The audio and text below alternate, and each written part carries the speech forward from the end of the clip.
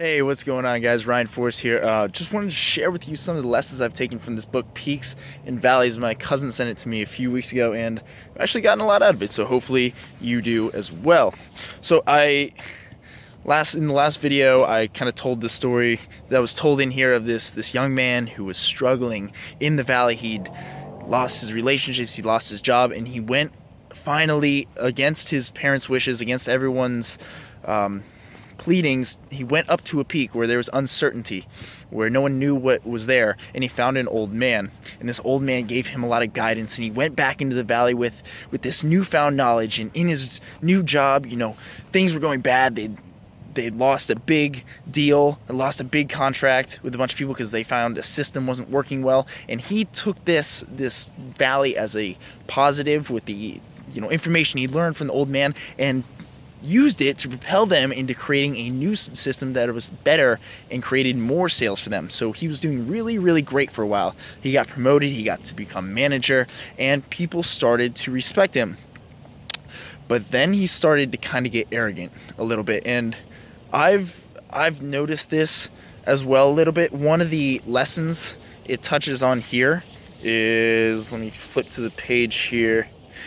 You can have fewer bad times when you appreciate and manage the good times wisely. And the most common reason you leave a peak too soon is arrogance masquerading as confidence. Now, I'm doing this really cool thing right now where I've got the time freedom to do whatever I want. I can just shoot videos for you guys. There's huge profit potential because I'm working an online business that I can work from anywhere in the world, pretty much on my own terms. And it's really, really awesome. But I think that maybe I've driven some people away, and I apologize if I've done that, but this lifestyle, it's intoxicating, it's free, and maybe I went up to a peak for a little bit, and I've gone down a little bit. Now I'm waiting to rise back up. So I'm kind of at a plateau right now, which I'm gonna refer to because I learned that in the book.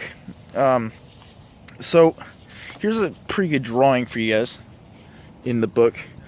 So I'm going to read this for you. You see the heartbeat and the straight line. It says, the old man began to draw. The young man had gone back up to the peak for the answers because he was starting to struggle once again. His friends were becoming resentful of him, and the lessons that he had taken from the peak were starting to stop working. So he went back up the peak to the old man to get some answers again. So the old man began to draw, and he drew the heartbeat. And the young man said, that looks like a tracing of a heartbeat. What do the ups and downs remind you of? They look like peaks and valleys. Yes, but what would this mean? This time he drew a straight line. The young man said, I think that would mean there is no heartbeat at all. Yes, a problem. Like a healthy heartbeat, your personal peaks and valleys are an essential part of a normal, healthy life. So before he went up to the old man, he went to a plateau where people were just kind of doling out, just kind of drinking and hanging around and not really doing much with their lives. And the lesson it takes from this is a plateau can be a time for you to rest, reflect, and renew. But like the heartbeat, if you stay at a plateau for too long, it essentially equals death. As Tony Robbins says, progress equals happiness. And if you're not making progress, you're not going anywhere. To kind of wrap this up, on the flip side of the most common reason you leave a peak too soon is arrogance masquerading as confidence, the most common reason you stay in a valley too long is fear masquerading as comfort. So a lot of us have these comfort zones, myself included. Over the summer, I went back to being a lifeguard for a little bit, even though I knew I should not have been there. It was safe, it was guaranteed, and I needed the money. But that wasn't taking a risk, that wasn't stepping out. And so we all do this. And I was listening to Dan Pena, the $50 billion man, because he's created over $50 billion worth, well over $50 billion worth of wealth for his students, for his mentees. And he, at 70 years old, is still talking about how he's walking with his wife alongside prides of lions, how he's still going off the world's highest bungee jumpings, every day stepping out of his comfort zone.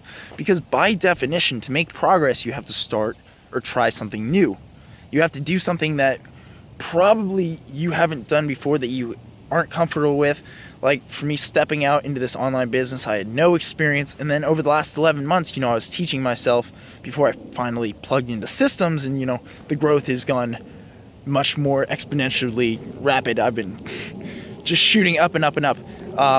It's been really, really exciting, and I look forward to being able to hopefully work with you and to share with you some of the things that I've learned over basically the past year that's going to contribute to this freedom lifestyle, this being able to work where I want, when I want, with who I want, on my own terms, with just huge potential to live life on my own terms. So the only way to get there, or to get anything you want in life, whatever it is for you, what do you want? What do you want? Maybe you want to travel to Hawaii. Maybe you want to quit your job. Maybe, you just want to take a road trip for the next 6 months and be able to make money online at every, hotel you stop at. Or maybe you're a camper. What is it you want?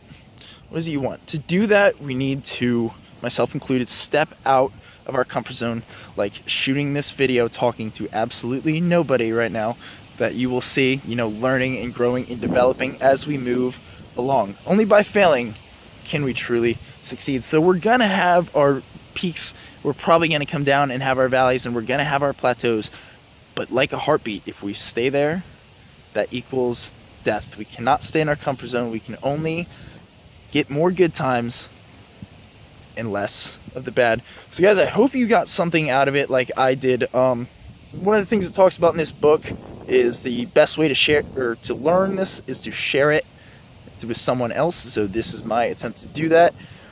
Like I said, hopefully you got something out of it, and I look forward to sharing more with you guys. See you on the next video.